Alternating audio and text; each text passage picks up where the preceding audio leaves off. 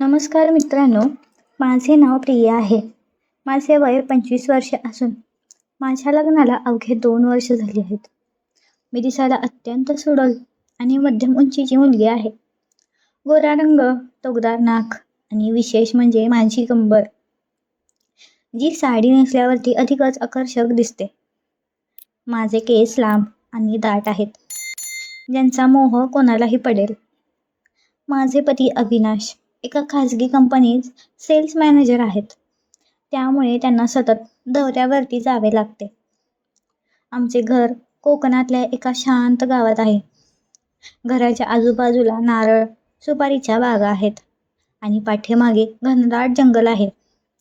या मोठ्या घरात मी आणि माझे सासू सासरे आणि अविनाशचा लहान भाऊ म्हणजेच माझा दीर समीर राहतो. समीरच्या वय 23 वर्ष आहे.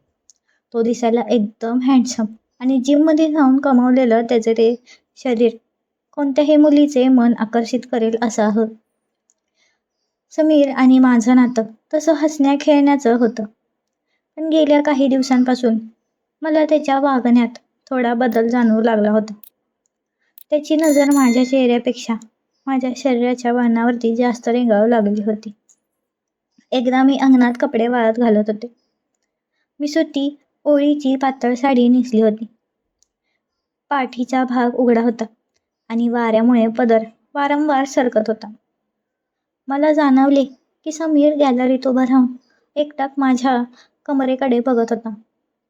जेव्हा आमची नजरानजर झाली तेव्हा त्याने नजर चोरली नाही, उलट तो गालातल्या गालात हसला. त्याच्या त्या हसण्यात एक वेगळीच नशा होती. कोकणात पाऊस पडायला लागला की सगळीकडे गारवा पसरतो. एक दिवस सासू सासरे लग्नाला बाहेर गावी गेले होते आणि अविनाश सुद्धा टूरवरती होता. घरात मी आणि समीर दोघेच होतो. रात्रीचा प्रसंग होता आणि बाहेर मुसळधार पाऊस पडत होता. वीज गेल्यामुळे सगळीकडे अंधार होता. मी किचनमध्ये मेणबत्ती लावून काम करत होते. माझ्या अंगावरती स्लीवलेस ब्लाउज आणि घरगुती साडी होती. उष्णतेमुळे मला खूप घाम येत होता. अचानक समीर मागे येऊन उभं राहिलं. "वहिनी, खूप गरमी होते ना?" त्याच्या आवाजात एक वेगळीच थरारत होती. मी वळून बघितले तर तो फक्त बनियन आणि शॉर्ट्सवर होता. त्याचे पिळदार शरीर मेणबत्तीच्या प्रकाशात चमकत होते. तो हळूच जवळ आला आणि म्हणाला, "वहिनी, तुमच्या पाठीवर झुरळ बसले आहे." असे म्हणत त्याने माझा पदर थोडा बाजूला केला आणि त्याचा हात माझ्या उघड्या पाठीला स्पर्श करू लागला. त्याच्या हाताची ती ऊब आणि गारठा माझ्या अंगात एक वेगळीच वीज चमकून गेली. मी थरथरले, पण मी त्याला हटवले नाही. समीरने हळूच माझ्या कानाजवळ येऊन विचारले, "दादा, तुम्हाला इतकं एकटं सोडून कसं जाऊ शकतो? तुम्ही तर किती सुंदर आहात." त्याच्या बोलण्यातील ती आगाऊ चेष्टा मला कळत होती. त्याने माझ्या खांद्यावरती हात ठेवला आणि हळूच दाबायला सुरुवात केली. तो स्पर्श इतका सुखद होता की माझे डोळे आपोआप मिटले. आम्ही दोघेही एकमेकांच्या खूप जवळ होतो. समीरने मागून मला पकडलं आणि माझा हात घट्ट पकडला आणि त्याच्या हृदयाचे ठोके मला जोरजोरात ऐकू येत होते.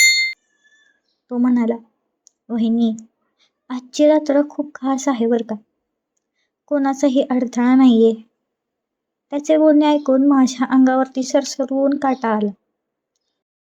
मी त्याला हलके ढकलले आणि हसून म्हणाले, "समीर, तू खूपच आगाऊ झाला आहेस बरं का." त्या रात्री आम्ही खूप गप्पा मारल्या. समीरने माझ्या सौंदर्याची भरभरून स्तुती केली. त्यांनी सांगितले की जेव्हा मी बागेत पाणी घालते किंवा किचनमध्ये काम करते तेव्हा त्याला मी किती हॉट दिसते. त्याचे ते शब्द ऐकून मलाही आतून काहीतरी वेगळंच वाटायला लागलं होतं. त्या रात्री आमचे नाते दीर बहिणीच्या पलीकडे जाऊन एका मैत्रीच्या आणि सुप्त आकर्षणाच्या वळणावरती येऊन थांबले.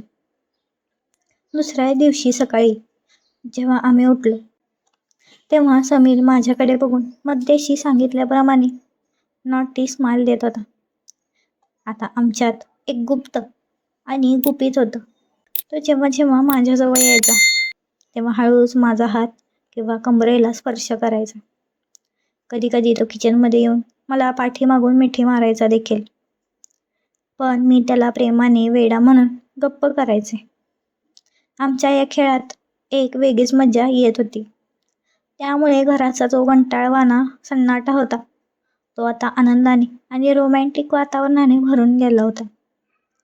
समीरच्या त्या नजरेमुळे आणि स्पर्शामुळे मला आता माझ्या स्वतःच्या रूपाचा अभिमान वाटू लागला होता. मित्रांनो, कधी कधी आपल्या आयुष्यात असे काही प्रसंग येतात जे आपल्याला स्वतःच्या अस्तित्वाची जाणीव करून देतात. दीर आणि वहिनीचे हे नाते फक्त थट्टा मस्करीचे नव्हते, तर त्यामागे एक वेगळीच ओढ निर्माण झाली होती. मित्रांनो, तुम्हाला ही कथा कशी वाटली हे मला कमेंटमध्ये नक्की सांगा. अशाच कथा ऐकण्यासाठी माझ्या चॅनलला नक्की सबस्क्राईब करा. भेटूया पुढच्याच व्हिडिओमध्ये. तोपर्यंत धन्यवाद.